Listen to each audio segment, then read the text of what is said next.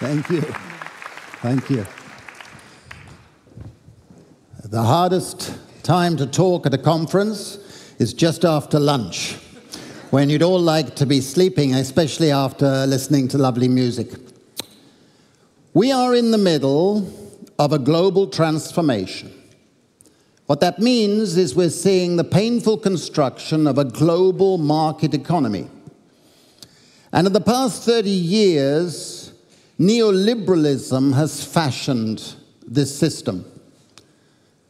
Markets have been opened, and yet intellectual property rights have ensured that a tiny minority of people are receiving most of the income. And we've seen that the world's labor supply has quadrupled. What that means is an extra 2 billion people have become part of the global labor market. And that has put huge downward pressure on our wages in Europe and in the United States and Japan. And they won't rise in the foreseeable future. And underneath that growing inequality and growing insecurity, a new class structure has been taking shape in the world that we, intellectually, politically, and as citizens, must confront. At the top is the plutocracy and oligarchs and an elite receiving more and more of the world's income with vast power.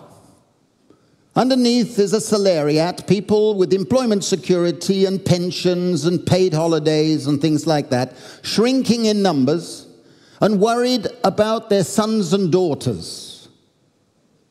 And then the old proletariat, the working class of the 20th century, which is shrinking everywhere. Underneath that is the precariat. And underneath the precariat is a lumpen underclass of people dying in the streets prematurely. Now, the precariat consists of millions of people defined by 3 dimensions. First, they are having to habituate themselves to a life of unstable labor and unstable living, a sort of existential insecurity. They don't have any occupational narrative to give to their lives. A narrative that would say, I am becoming something. I am something. They don't have that. In addition, they have to do a hell of a lot of work for labor, work that is not remunerated, is not recognized, and is ignored, but unless they do it, they will suffer consequences. This is the first class in history whose level of education is above the level of labor they can expect to obtain. And this creates what I call the precariatized mind. You don't know what is the best thing to be doing with your time. Should I do this or that, or a bit of that, or retraining, or networking? You're constantly faced with uncertainty. And that's the second aspect of the precariat. The precariat has to rely on money wages. It doesn't get access to non-wage benefits like pensions and paid holidays, medical leave, etc. It has to bear the risks themselves. And as a consequence, not only are they facing a life of economic uncertainty, but they're always on the edge of unsustainable debt. One mistake, one accident, one bad decision, they could be out in the streets. It's the reality of the precariat. And the third aspect is that this is the first emerging class in history that is systematically losing the great rights, civil rights, cultural rights, social rights, political rights. They don't see in the political spectrum parties or politicians that represent their interests and aspirations. And they're losing economic rights because they cannot practice and do what they're qualified to do. It's the reality of the precariat.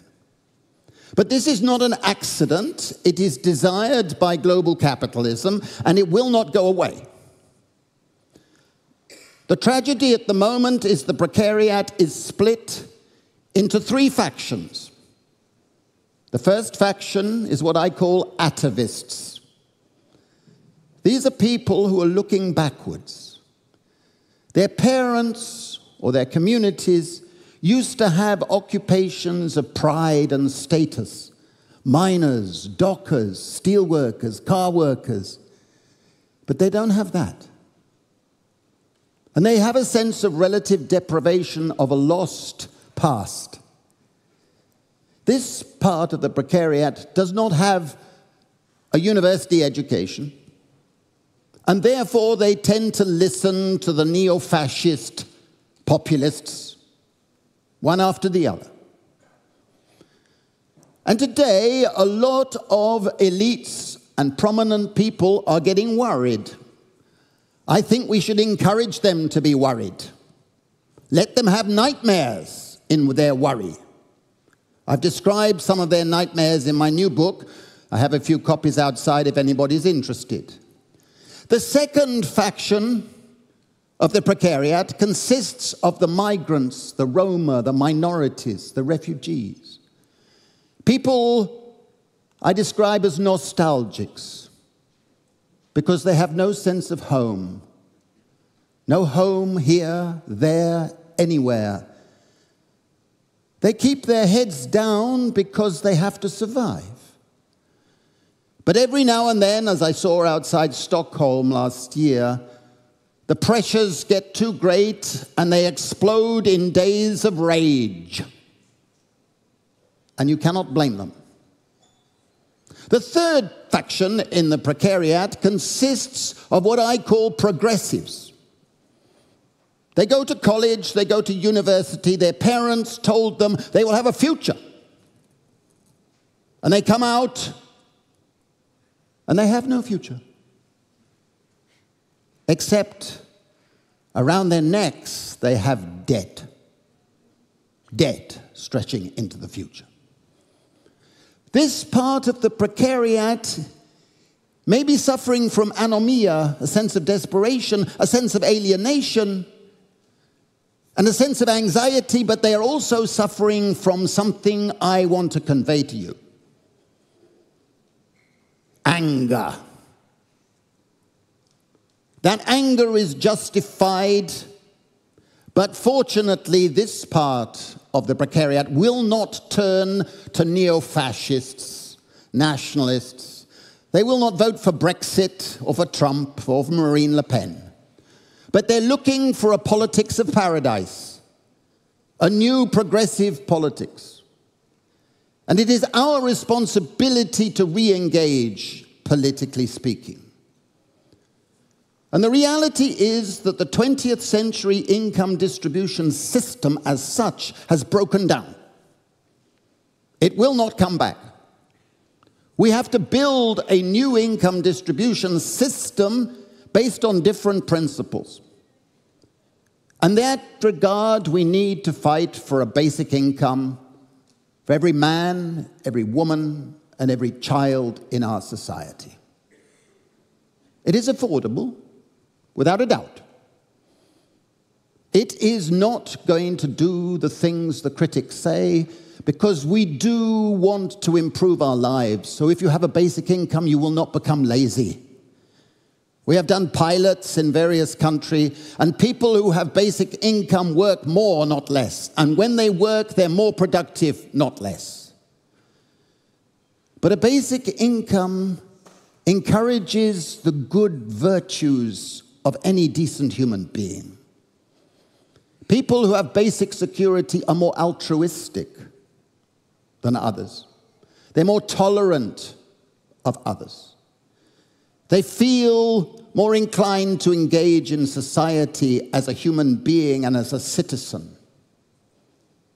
It is something that brings out the good qualities of the human being. We need to move in that direction Because without security and without building a system with everybody having security, the inequalities and insecurities will increase the probability that someone like Donald Trump will win at some stage. Because too many people will be suffering from insecurity and losing the capacity to be rational. That is a real fear we should all have. But we want to create a better society. A basic income would promote security. It would also give us a greater sense of control over our time. We need a politics of time for the 21st century. We need to enable people to feel in control of their time. To have a slow time movement where you indulge not just in your labor, but in different forms of work, caring for your frail relatives or your children or your community. This sense of control of time is something that any good civilized society should want everybody to have. It's a question of empathy. Put yourselves in the position of the other and want for the other the same things as you would hope he or she would want for you. That's where we are today in the 21st century, so that that little child, when he or she grows up, has the security we would all want him or she to have. But in addition, we need to take back the rental income from these plutocrats and oligarchs that are running the world and create the mechanisms that I describe in my book. Because it's feasible, it's not unduly radical, it's feasible as an evolutionary strategy. And creating a good society is what all of us should do, however tiny our contribution might be. Thank you very much for listening.